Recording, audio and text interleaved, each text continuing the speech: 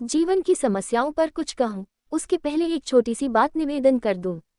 मेरे देखे जीवन में कोई समस्या नहीं होती है, समस्याएं होती हैं मनुष्य के चित्त में। जीवन में कोई समस्या नहीं है, समस्याएं होती हैं चित्त में, मन में। जो मन समस्याओं से भरा होता है उसके लिए जीवन भी समस्याओं से भर जाता है। जो मन समस्याओं से खाली हो जाता है उसके लिए जीवन में भी कोई समस्या नहीं रह जाती। फिर भी उन्होंने मुझसे कहा कि जीवन की समस्याओं पर कुछ कहूँ, तो मैं थोड़ी अड़चन में पड़ गया हूँ। क्योंकि जीवन तो यही है, कुछ लोग इसी जीवन में इस भांति जीते हैं जैसे कोई समस्या न हो, और कुछ लोग इसी जीवन को अत्यंत उलझी हुई समस्याओं में बदल लेते हैं। इसलिए मूलतः प्रश्न व्यक्ति के चित्त और मन का है। फिर भी कैसे चित्त में समस्याएं जन्म लेती हैं और कैसे मनुष्य के जीने की विधि, सोचने के ढंग, जीवन का दृष्टिकोण, उसके विचार की पद्धतियां कैसे जीवन को निरंतर उलझाती चली जाती हैं, और बजाय इसके कि जीवन एक समाधान बने, अंततः हम पाते हैं जीवन के सारे धागे उलझ गए। बचपन से ज्यादा सुखद समय फिर जीवन में दोबारा नहीं मिलता। इससे ज्यादा दुखद और कोई बात नहीं हो सकती, क्योंकि बचपन तो प्रारंभ है। अगर प्रारंभ ही सबसे ज्यादा सुखद है तो शेष सारा जीवन क्या होगा। अगर जीवन सम्यक रूपेण जिया जाए तो अंत सुखद होना चाहिए। बचपन से बुढ़ापा ज्यादा आनंदपूर्ण होना चाहिए। अगर जीवन सम्यक रूपेण ठीक दिशा में गति करे तो हर आने वाला दिन जाने वाले दिन से ज्यादा आनंद को लाने वाला होना चाहिए। तभी तो हम कहेंगे कि हम जिए। अभी तो जिसे हम जीवन कहते हैं, उचित होगा यही कहना कि हमने कुछ खोया और हम मरे। क्योंकि हर दिन और दुख और पीड़ा से भरता जाए। यहाँ इतने मित्र उपस्थित हैं, अगर वे सोचेंगे तो उन्हें दिखाई पड़ेगा बचपन के दिन सर्वदा सर्वाधिक सुख के और आनंद के दिन थे। बड़े बड़े कवियों ने गीत गाए हैं, बड़े बड़े विचारकों ने बचपन के गौरव में, गरिमा में गीत, स्वागत में बातें कही हैं, लेकिन शायद ही कोई यह विचार करता हो कि बचपन की इतनी प्रशंसा किस बात का प्रमाण है। इस बात का प्रमाण कि बाद का जीवन गलत जिया जाता है। अन्यथा बचपन तो प्रारंभ है जीवन का, निरंतर और आनंद की और संगीत की और भी सुख की दिशाएं उन्मुक्त होनी चाहिए। लेकिन जरूर कुछ गलत विधियों से हम जीते होंगे, जरूर ही कुछ हम ऐसा करते होंगे कि जिससे जीवन एक संगीत नहीं बन पाता, वरन चिंताओं और बोझों और ऐसी दूभर समस्याओं का भार बन जाता है कि हम तो टूट जाते हैं और समस्याएं नहीं टूट पाती। हम समाप्त हो जाते हैं और समस्याएं बनी रह जाती हैं। इस संबंध में सबसे पहले तो एक छोटी सी कहानी कहूँ, उससे ही बात को शुरू करूँगा। उस कहानी से ही कहना चाहूँगा कि मनुष्य के चित्त में और जीवन में सबसे पहली कौन सी अड़चन है जो उसे समाधान नहीं बनने देती और समस्याएं बना देती है। आपने सुना होगा, निरंतर यह कहा जाता है, निरंतर यह समझाया जाता है कि जो लोग धर्मों से विमुक्त हो गए हैं, जिन लोगों ने संस्कृति से अपनी जड़ें अलग कर ली हैं, जिन लोगों ने शास्त्रों और आगमों में जो कहा है उससे अपने जीवन को विरोध में ले गए हैं, वे सारे लोग दुख से भर गए हैं। लेकिन मैं आपसे कहना चाहूँगा कि जीवन के दुख में ये कारण नहीं है, वरन जो लोग शास्त्रों और सिद्धांतों के अनुकूल जीवन को जीने की कोशिश करते हैं, वे ही लोग जीवन को समस्या में परिणत कर देते हैं। यह मैं समझाना चाहूँगा। एक छोटी सी कहानी से शुरू करूँ। 4 मित्र सारी दुनिया के भ्रमण के लिए निकले थे। वे चारों ही सब भांति विचारशील और पंडित थे। उन चारों ने उस समय जो बड़ी से बड़ी उपाधियां थी उपलब्ध की थी। उन चारों के पास शास्त्रों के बड़े प्रमाण पत्र थे, लेकिन जीवन उनमें से किसी ने भी नहीं जिया था। वे सभी उस समय के विश्वविद्यालयों से स्नातक होकर निकले थे, और इसके पहले कि वे अपने घरों को वापस लौट जाएं, उन्होंने सोचा कि वे बृहत्तर दुनिया का दर्शन भी कर लें। उन्होंने गुरुकुल छोड़ा। गांव के बाहर पहुंचकर वर्षा के दिन थे और नदी पूर पर थी। उन्होंने सोचा कि नदी को पार करें। नाव उस पार थी और उसके आने में देर थी। उन चारों में से जिसने धर्मशास्त्र को पढ़ा था, उसने कहा, मैंने तो पढ़ा है, आज मौका भी मिल गया है कि हम उसका प्रयोग कर लें। मैंने पढ़ा है कि राम के नाम से तो भवसागर पार हो जाता है। ये तो छोटी नदी है, इसे पार करना तो कठिन नहीं, तो हम राम का नाम लें और नदी पार हो जाएं। उसके मित्रों ने कहा, तुम चलो तो पीछे हम भी चलें। वो युवक राम का नाम लिया और नदी में गया, लेकिन राम के नाम से नाव नहीं बन सकी, डूब गया। तीनों मित्र घबराए, क्या करें। उनमें से एक मित्र ने, जिसने अर्थशास्त्र पढ़ा था, इकोनॉमी पढ़ी थी, उसने कहा, मित्रों मैंने पढ़ा है, अगर सब कुछ डूबता हो तो जो कुछ बचाया जा सके बचा लिया जाए। उस डूबते हुए मित्र की चोटी भर थी, उस चोटी को उन्होंने खींचकर तोड़ लिया।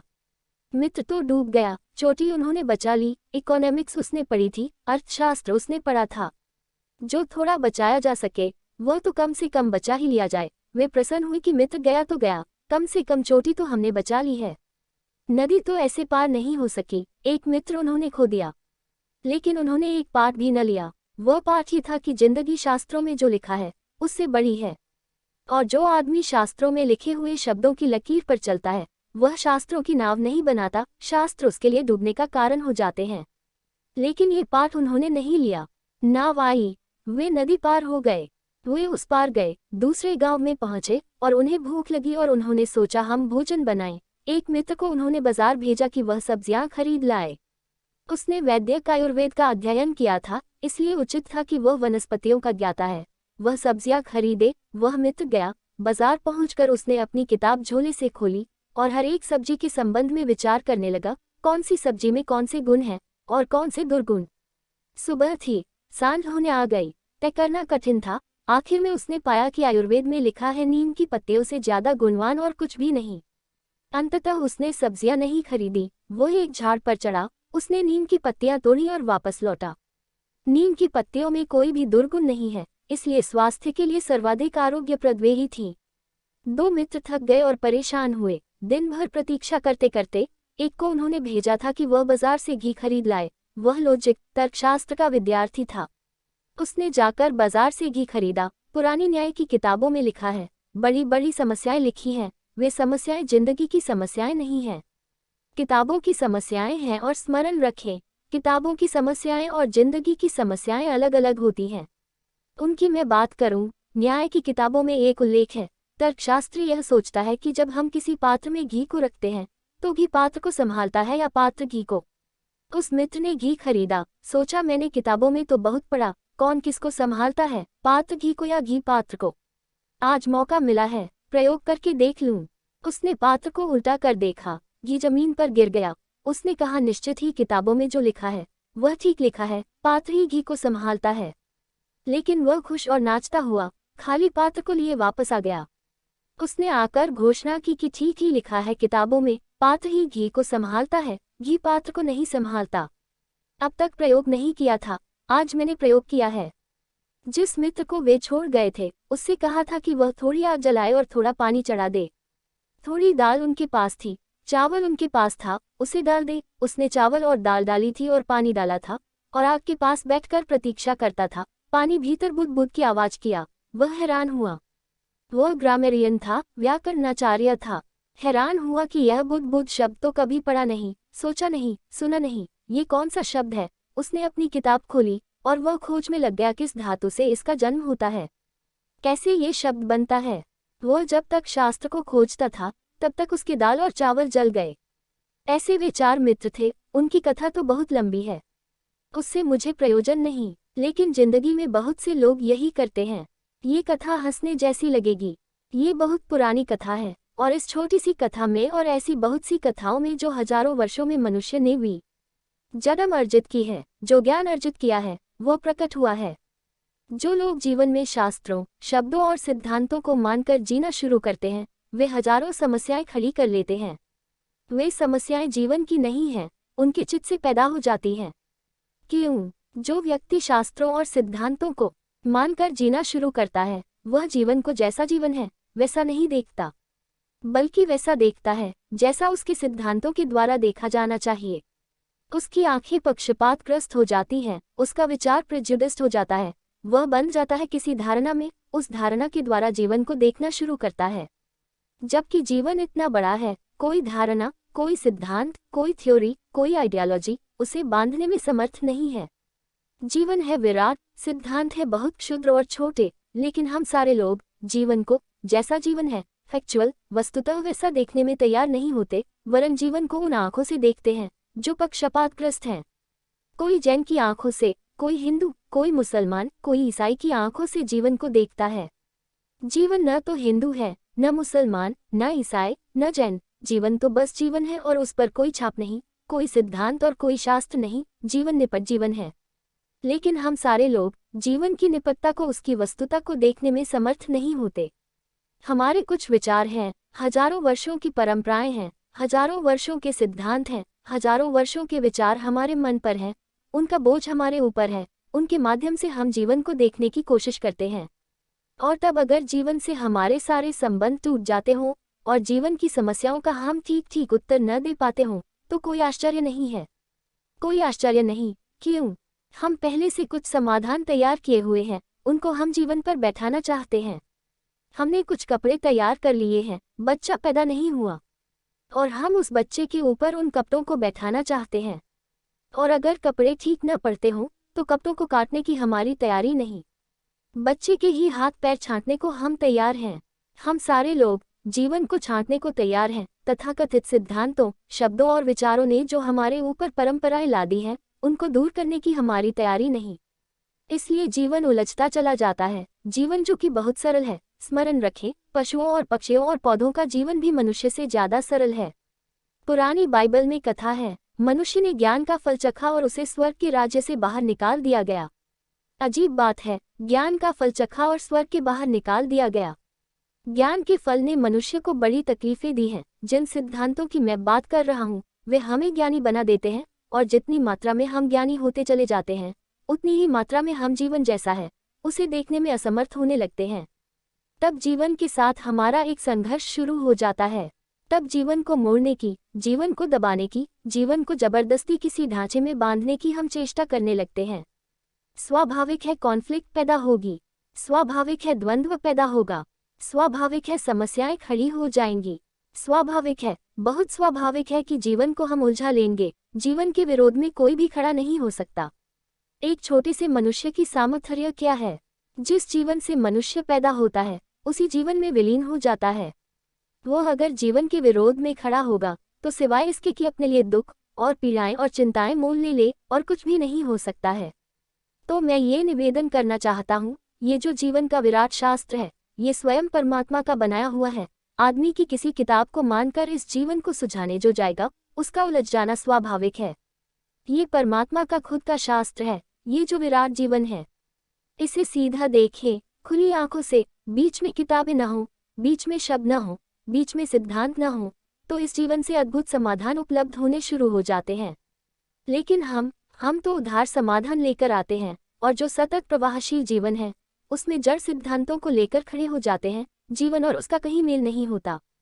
एक छोटी सी कहानी और कहूँ, मुझे बहुत प्रीतिकर है। जापान में ऐसा हुआ, एक गांव में 2 छियाटे मंदिर थे। और ये तो आप जानते हैं, 2 मंदिरों में दोस्ती कभी नहीं होती। 2 शराब घरों में दोस्ती हो सकती है, 2 जुआ घरों में हो सकती है, 2 मंदिरों में दोस्ती कभी नहीं होती। दुर्भाग्य है ये, लेकिन यह अब तक संभव नहीं हुआ कि मंदिर दोस्त हो सके। उन दोनों मंदिरों में भी झगड़ा था। एक गांव के पूरब में बना था, एक पश्चिम में बना था। पूरब में जब एक मंदिर बन गया तो फिर दूसरा मंदिर पूरब में कैसे बन सकता था? वो पश्चिम में बना। उनके सब रिवाज एक दूसरे के विरोधी थे। यहाँ तक भी बात न थी, उनके पुजारी आपस में कभी बोलते नहीं थे। किन मंदिरों के पुजारी कब बोले हैं? दुनिया में सभी मंदिरों के पुजारी एक दूसरे के मंदिर के पुजारियों से बोलते नहीं। 2 धर्मों के साधु एक दूसरे के निकट नहीं आते। 2 पंथों को मानने वाले सन्यासियों के बीच कोई संबंध नहीं होता। उन 2 मंदिरों के बीच भी कोई संबंध नहीं था। मंदिरों के पुजारी तो बूढ़े हो गए थे, लेकिन उनके पास 2 छोटे छोटे लड़के थे, ऊपरी काम के लिए, बाजार से कुछ ले आने के लिए, कुछ सेवा करने के लिए। अभी बूढ़ों की बीमारी बच्चों को नहीं लगी थी। अभी दोनों मंदिरों के बच्चे कभी कभी मिल लेते थे रास्ते पर और बात भी कर लेते थे। हालांकि बूढ़े पुजारी बहुत चिंतित थे। दुनिया के सभी बूढ़े बहुत चिंतित होते हैं, अपनी सब बीमारियां अपने बच्चों को जल्दी से जल्दी दे देने को। डर है बच्चे भिन्न न हो जाएं, डर है बच्चे बिगड़ न जाएं। हालांकि इसका अब तक पता नहीं कि बूढ़े ठीक थे। अगर बूढ़े ठीक थे तो ये दुनिया बहुत दूसरे किस्म की होती। ये दुनिया तो बिल्कुल खराब है, फिर भी बूढ़ों को ये भ्रम होता है कि वे ठीक हैं। तो बच्चों को अपना ठीकपन सिखा जाना चाहते हैं, उनके बिगड़ने से डर लगता है। वे दोनों बूढ़े पुजारी भी बहुत डरे हुए थे।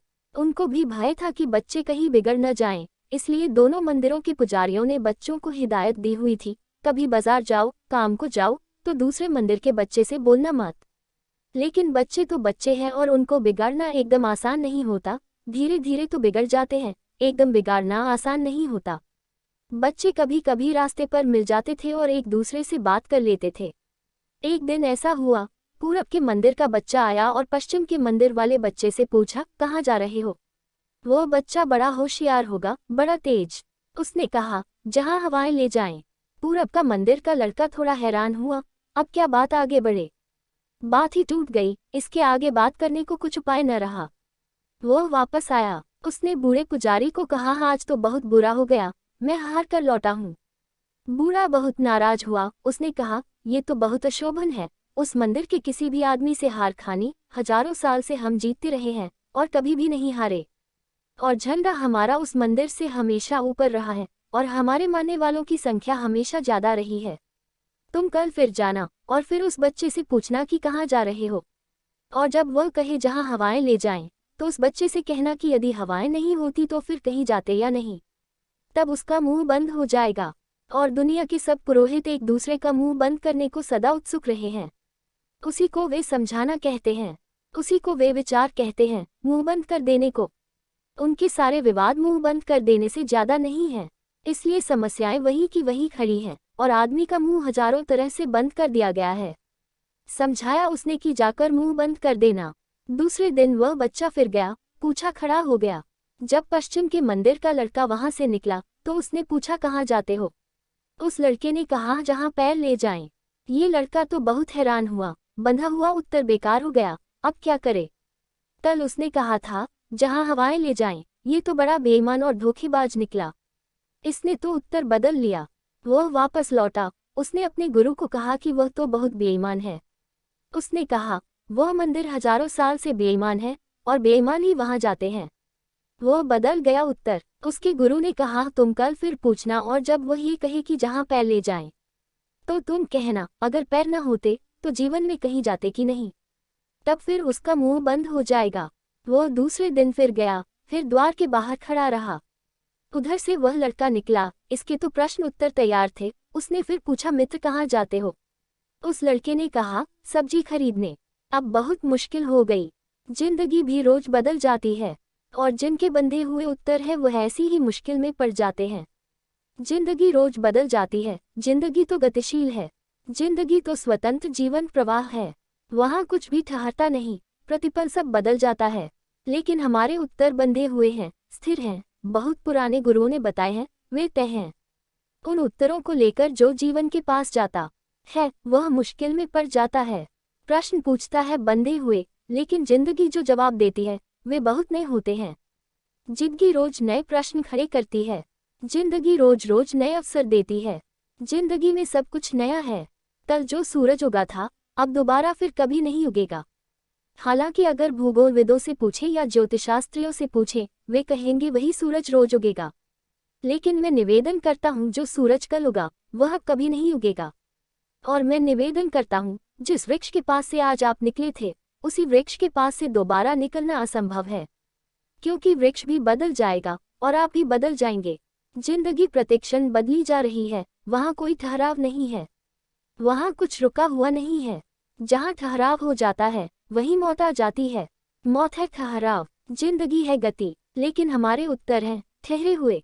अगर दुनिया मुर्दों की हो तो मरे हुए और बासे उत्तर काम कर देते और समस्याएं खनी न होती। लेकिन जिंदगी है उनकी जो जिंदा है और उत्तर है मुर्दा, बासे और मरे हुए, डेड। और इसलिए सब उत्तर रोज नई परेशानियां खड़ी कर देते हैं, रोज नई समस्याएं खड़ी कर देते हैं। जीवन में समाधान संभव नहीं हो पाता। वो मस्तिष्क जो उधार और बासे विचारों से भरा है, जिसने जीवन को अपनी आंखों से नहीं देखा, जिसने जीवन को पराये आंखों से देखने की कोशिश की है, जिसने जड़ और बंधे हुए और मुर्दा सिद्धांतों को अपने और जीवन के बीच में लिया है, वह मनुष्य निरंतर समस्याएं खड़ी करेगा। उसके जीवन में प्रॉब्लम्स ही खड़े होंगे, समाधान उसके जीवन में असंभव है। इसका कारण यह नहीं है कि जीवन ऐसा है, इसका कारण यह है उसका मन मुर्दा है और जीवन जिंदा। मुर्दा मन को लेकर जीवन को हल नहीं किया जा सकता। किस मन को मैं मुर्दा कह रहा हूँ? डेड माइंड किसको कह रहा हूँ? उस मन को मुर्दा कह रहा हूँ जो अतीत के भार से, बीते विचारों के भार से बोझिल है और जिसके पास अपनी कोई दृष्टि नहीं, अपना कोई विचार नहीं, अपनी कोई समझ, अपनी कोई अंडरस्टैंडिंग नहीं। आपने जिंदगी की किसी समस्या को अपनी समझ से हल करने की कोशिश की है? अपनी समझ से नहीं, अपने पिताओं की समझ से हल करने की कोशिश की होगी, और उनके भी पिताओं की और उनके भी पिताओं की। लेकिन अपनी समझ कहाँ है? और जिसके पास अपनी समझ नहीं है उसके जीवन में समस्याएं न हो, यह एक मिरेकल होगा, यह एक चमत्कार होगा।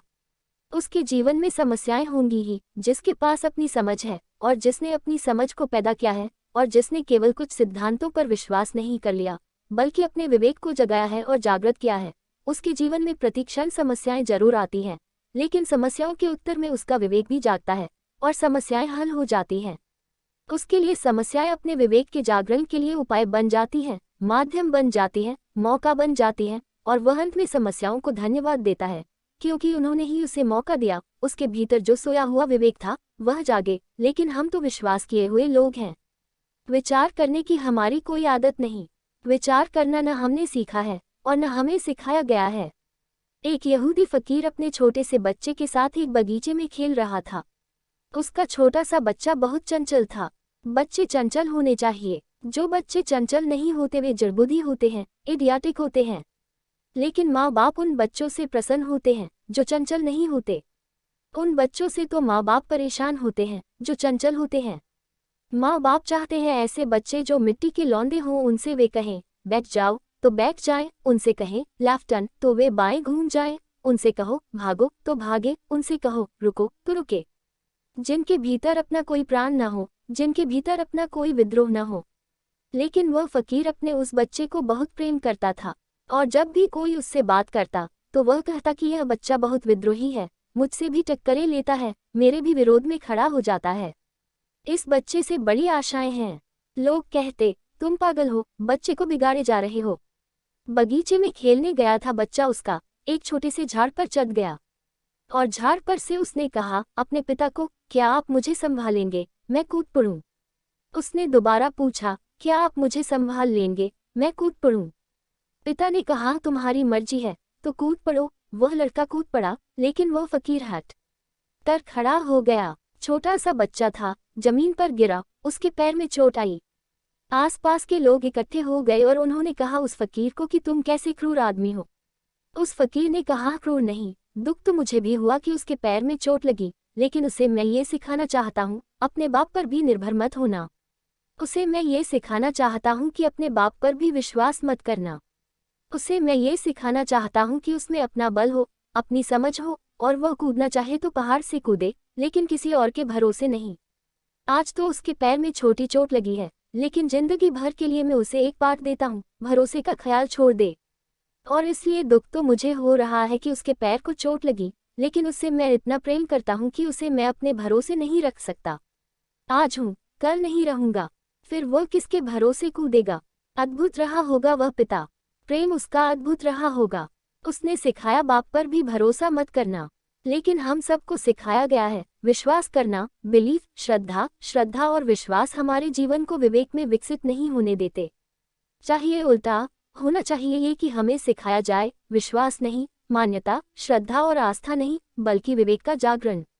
और यदि हमारे भीतर विवेक का और विचार का जागरण हो तो जीवन में हर समस्या एक आनंद की घड़ी होगी, क्योंकि विचार उसे सुझाने का मजा लेगा। विवेक उस समस्या को पार करने में एक चैलेंज, एक चुनौती अनुभव करेगा। लेकिन हमारे सामने समस्या खड़ी होती है और हम मुश्किल में पड़ जाते हैं।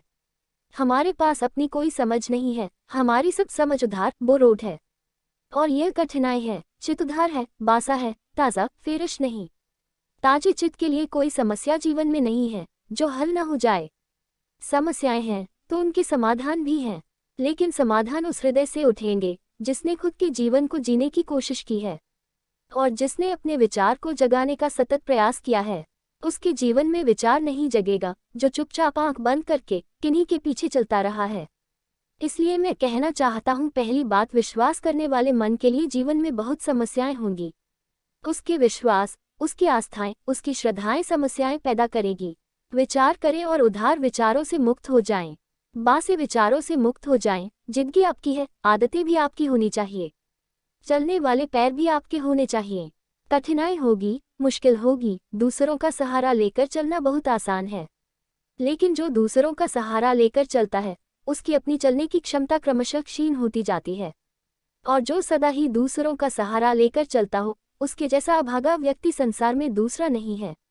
जरूर कठिनाई होगी अपने पैरों से चलने में, अपनी आंखों से देखने में, लेकिन वह सारी कठिनाई तपश्चर्या है स्वयं के विवेक के जगाने के लिए। और स्मरण रखें, खुद का विवेक तभी जागृत होता है जब हम दूसरों के विवेक से और विचार से काम करना बंद कर देते हैं। जिंदगी में केवल वही शक्तियां जागती हैं जिनके लिए चुनौतियां खड़ी हो जाती हों। अगर हम सदा ही दूसरों की तरफ देखें, जब जीवन में समस्या आए हम गीता को खोलें, कुरान को और बाइबल को खोलें और महावीर के और बुद्ध के दरवाजे खटखटाएं, या कोई और छोटे मोटे आदि महात्मा को खोजें, उसके पैर पड़े और उससे पूछें, जो आदमी भी दूसरे से पूछने जाता है वह अपना दुश्मन है। जो आदमी भी किसी और पर निर्भर करता है वह अपने भीतर विचार के जगने का एक मौका मिला था उसे खोता है।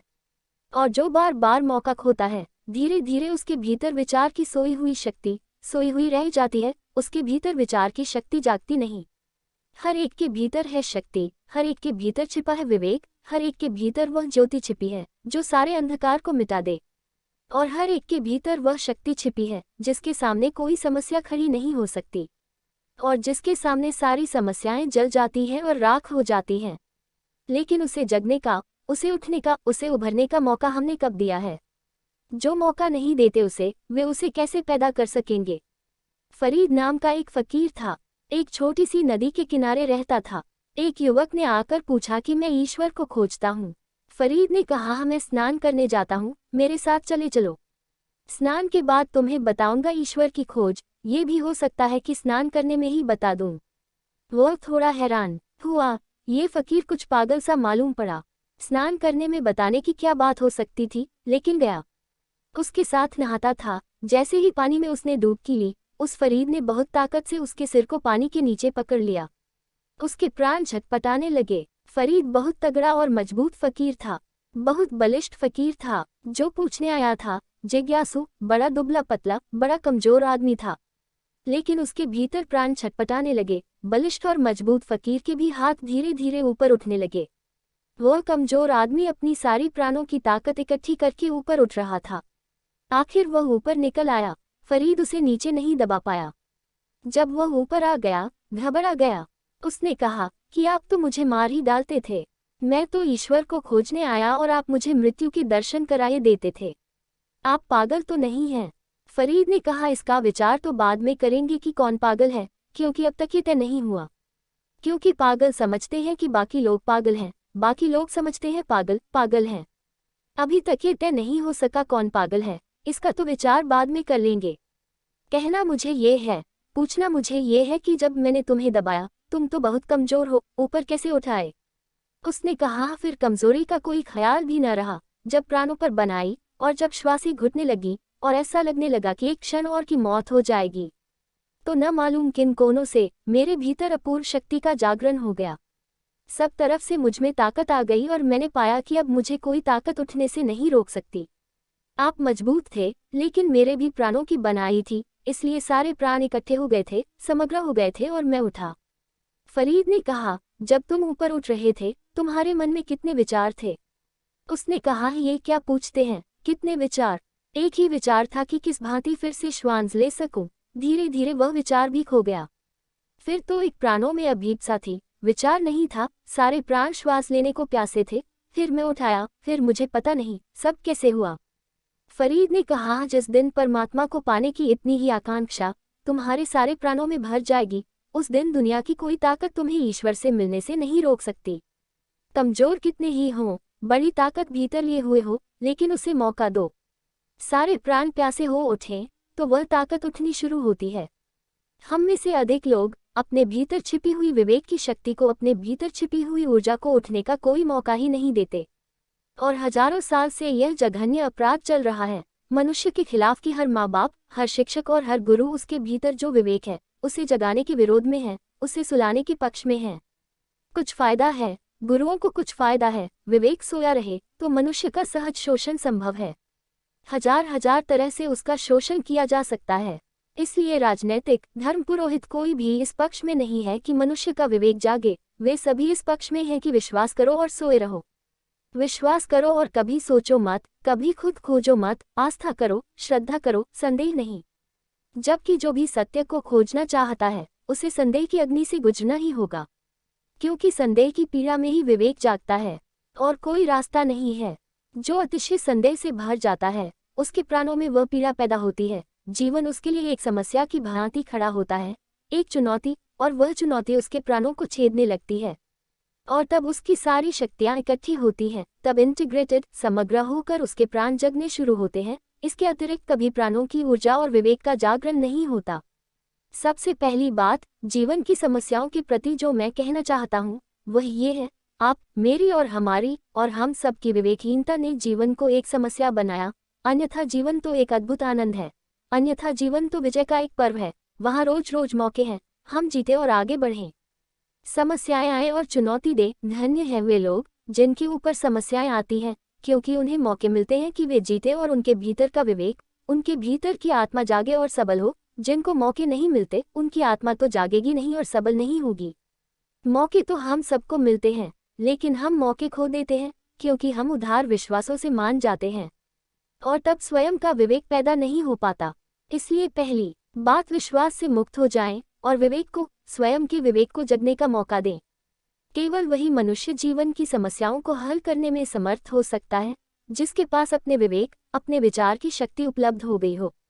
क्या आपको ख्याल आता है कि आपके पास अपना विचार और विवेक है? अगर मैं आपसे पूछूं ईश्वर है, तो आप क्या उत्तर देंगे? कोई कहेगा है, कोई कहेगा नहीं है। जो कहेगा है वह भी दूसरों का उत्तर दोहरा रहा है, जो कहेगा नहीं है वह भी।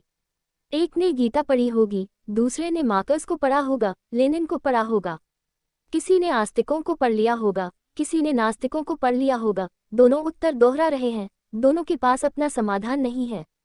अगर आप सच में चाहते हैं कि जीवन में वह शक्ति आपके भीतर जाग जाए जिससे उत्तर मिलते हैं, समाधान मिलते हैं, तो पहला काम तो अपने मन की सफाई का करिए।